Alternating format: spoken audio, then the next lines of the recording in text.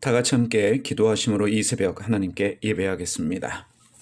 살아계신 하나님 아버지, 오늘도 저희에게 새 날을 허락하여 주셔서 감사를 드립니다. 오늘도 하나님의 임재 가운데 하나님을 예배하며 하나님을 기억하며 하나님의 보호하심 가운데 살아가는 날이 되게 하여 주시옵소서. 주님, 기도하오니 저희의 인생이 주님께서 주신 소명을 위한 삶이 되어질 수 있도록 저희에게 감동을 주시며 주님의 뜻을 깨달을 수 있는 은혜가 저희 가운데 있게 하여 주시옵소서.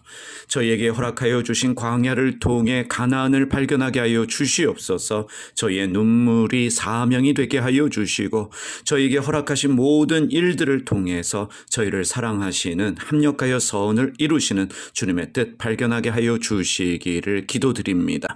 살아계신 하나님 아버지, 저희의 삶이 쓰임받게 하여 주시옵소서. 나누고 베푸는 삶이 되게 하여 주시기를 기도드립니다. 다른 사람들에게 생명을 나눠줄 수 있는 축복의 통로가 되게 하여 주시고 저희의 모든 기도와 저희의 묵상이 주님 앞에 드려지는 예배가 되게 하여 주시되 이웃을 사랑하며 무엇보다 하나님을 알아가는 축복의 시간들 되어질 수 있도록 하나님이 간섭하시며 하나님이 이끌어 주시기를 기도드립니다. 살아계신 하나님 아버지, 교우들의 기도에 응답하여 주시옵소서. 가정을 위한 기도, 자녀들을 위한 기도, 교회를 위한 기도 가운데 응답하여 주시기를 기도드립니다. 저희 가운데 기적이 필요한 사람들이 있습니다. 하늘문을 여시고 주님께서 기도에 응답하여 주시옵소서. 주님 말씀하여 주시옵소서. 물이 변하여 포도주 되게 하여 주시고 떡 5개와 물고기 2마리를 통하여 5,000명 이상 먹일 수 있는 하늘의 기적이 저희의 삶에 일어나게 하여 주시기를 기도드립니다. 주님이 허락하신 직장생활 가운데 기쁨이 있게 하시고 지치지 않게 하여 주시옵소서. 힘 주시고 능력 주시기를 기도드립니다. 하나님 아버지, 기도하오니 주님이 허락하신 교회를 지켜주시고 보호하시며 하나님이 교회를 통해서 주님 나라가 확장되게 하여 주시고 많은 사람들에게 하나님의 말씀을 온전히 전할 수 있는 교회로 쓰임받을 수 있도록 주님 함께하여 주시옵소서. 하나님, 교회를 위한 저희 기도에 응답하여 주실 줄 믿습니다. 주님이 허락하신 기업을 위해 기도합니다. 교우들의 기업 위에 주님의 손으로 도우셔서 모든 어려움들 극복하고 이겨내게 하여 주시고 하늘의 복으로 더 많은 축복을 나누고 베푸는데 부족함이 없게 하여 주시옵소서. 오늘도 우리의 자녀들을 지켜주시며 연로하신 부모님들 함께 하시며 생명의 날들 더하여 주시고 요양원에 계시는 부모님들 주님이 특별한 사랑으로 붙들어 주시옵소서. 군에 가 있는 자녀들 하나님의 은혜로 함께 하여 주시며 어른이 되어서 돌아올 수 있도록 하나님 함께 하여 주시옵소서. 결혼 준비 중인 자녀 가운데 함께 하여 주시고 하나님의 풍성한 은혜로 아름다운 가정 누리게 하여 주시기를 기도드립니다. 청년들을 위해 기도하오니 주님 앞에 날마다 헌신하는 기쁨이 있게 하시며 그들의 앞날을 주장하여 주시며 주님 뜻대로 쓰임받으며 영향력 있는 삶을 살아갈 수 있도록 주님께서 함께하여 주시옵소서. 오늘도 운전하시는 모든 분들 지켜주시기를 기도합니다. 말씀을 통해 저희를 깨워주시며 말씀을 통해 저희를 새롭게 하여 주시옵소서. 예수님의 이름으로 기도드립니다. 아멘. 오늘 말씀은 요한계시록 7장 15절에서 17절까지의 말씀입니다. 구원을 받은 사람의 삶은 어떠할까라는 말씀 제목 가지고 함께 말씀 나누겠습니다. 요한계시록 7장 15절에서 17절 말씀 세 번역으로 읽겠습니다. 그러므로 그들은 하나님의 보좌 앞에 있고 하나님의 성전에서 밤낮 그분을 섬기고 있습니다. 그리고 그 보좌에 앉으신 분이 그들을 덮는 장막이 되어 주실 것입니다. 그들은 다시는 줄이지 않고 목마르지도 않고 해나 그 밖에 어떤 열도 그들 위에 괴롭게 내려쬐지 않을 것입니다. 보좌 한가운데 계신 어린 양이 그들의 목자가 되셔서 생명의 샘물로 그들을 인도하실 것이고 하나님께서 그들의 눈에서 눈물을 말끔히 씻어 주실 것입니다. 어제 우리가 14절의 말씀을 통해서 구원받은 성도가 그리스도인이 어떠한 사람인지 그 정체성에 대해서 신분에 대하여 함께 나누었습니다. 오늘 우리가 읽은 15절에서 17절의 말씀은 구원받은 사람들이 누리게 될 삶의 특권을 말씀하고 있습니다. 구원받은 사람들의 삶, 그리스도인의 삶이 어떠한지를 그 누리게 될 특권을 말씀하고 있습니다. 그런데 여기서 주목해야 될 것이 있습니다. 15절부터 17절까지는 시, 즉 찬송으로 문장의 형태가 달라집니다. 찬송시로 문장의 형태가 달라진다는 것입니다. 지금 구원받은 성도가 누리게 될 그 축복에 대하여 천사들이 노래하고 있습니다. 찬양하고 있습니다. 천사들이 구원받은 성도가 그리스도인이 천상에서 누리게 될 그 특권에 대해 노래하고 있는 이유는 그것이 귀하고 아름답기 때문입니다. 흠모할 만한 일이기 때문에 천사들이 찬양하고 있습니다. 첫 번째로 구원받은 성도, 그리스도인의 삶은 어떠합니까? 하나님 보좌 앞에 앉게 됩니다. 그러므로 그들은 하나님의 보좌 앞에 있고 라고 말씀하고 있습니다. 에베소서 2장 5절에서 6절 말씀 읽어보겠습니다.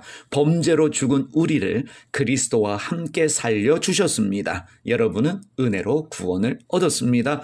하나님께서 그리스도 예수 안에서 우리를 그분과 함께 살리시고 하늘에 함께 앉게 하셨습니다. 아멘이시지요? 여러분, 그리스도인들은요, 언젠가 하나님 보좌 앞에 앉게 되는 것이 아니라 날마다 하나님 앞에 앉아 있는 삶을 살아가는 사람들입니다. 우리는 지금 땅에 살고 있습니다.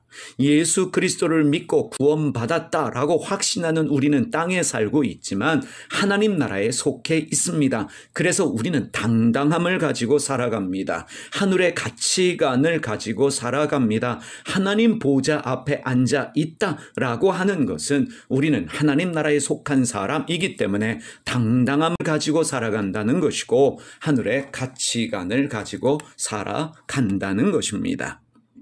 두 번째 보십시다. 주님께서 우리를 하나님의 보좌 앞에 앉아있게 하실 뿐만 아니라 하나님의 성전에서 밤낮 그분을 섬기게 하십니다. 섬긴다는 게 무슨 뜻입니까? 예배를 의미합니다. 주님은 우리를 왕같은 제사장으로 불러주셨습니다. 그리스도인은 왕같은 제사장입니다. 왕으로 세상을 다스리지만 제사장으로서 하나님을 예배합니다. 그리스도인의 삶은 한마디로 예배다라고 말할 수 있습니다. 그러나 교회에서만 예배하는 것이 아닙니다. 주일날 우리가 교회에 와서 예배하는 그것만이 예배가 아닙니다.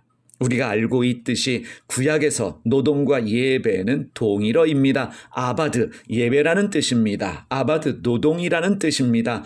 우리가 하는 모든 일들이 주님을 향한 예배가 된다는 사실을 기억하시기를 바랍니다. 그래서 그리스도인의 삶은 교회와 직장을 구분하지 않습니다.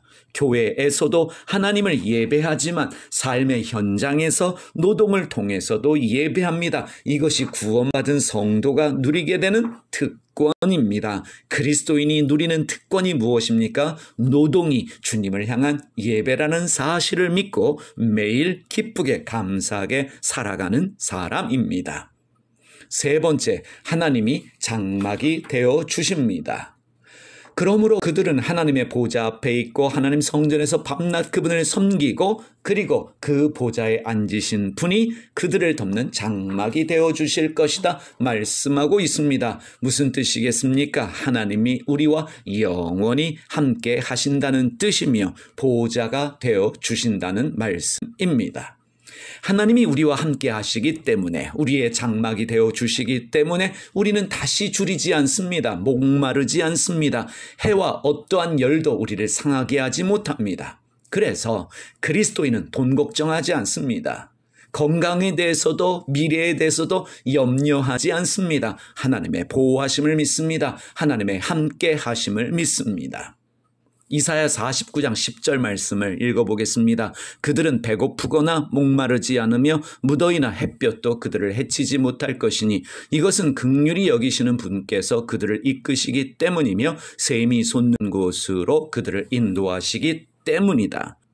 살아가면서 어찌 배고픈 일이 없겠습니까? 목마른 일도 있습니다. 무더위나 햇볕도 우리를 해치는 일이 있을 것입니다. 그러나 그러한 상황에서도 우리는 하나님의 함께하심, 보호하심을 믿으며 담대히 살아간다는 것입니다. 어떤 상황과 환경에서도 걱정과 염려의 삶이 아니라 하나님의 공급하심을 믿으며 살아갑니다. 그것이 그리스도인의 삶이요 구원받은 성도의 삶입니다.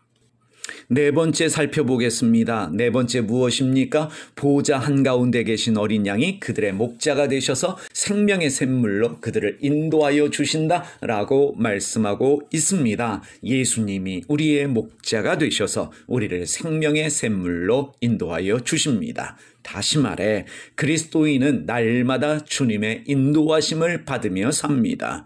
주님이 우리의 목자가 되어주셔서 주님이 지팡이와 막대기로 생명의 샘물로 인도하여 주십니다. 사랑하는 교우 여러분, 오늘도 주님의 인도하심을 믿으시기를 바랍니다. 주님이 우리를 생명의 샘물로 인도하여 주십니다.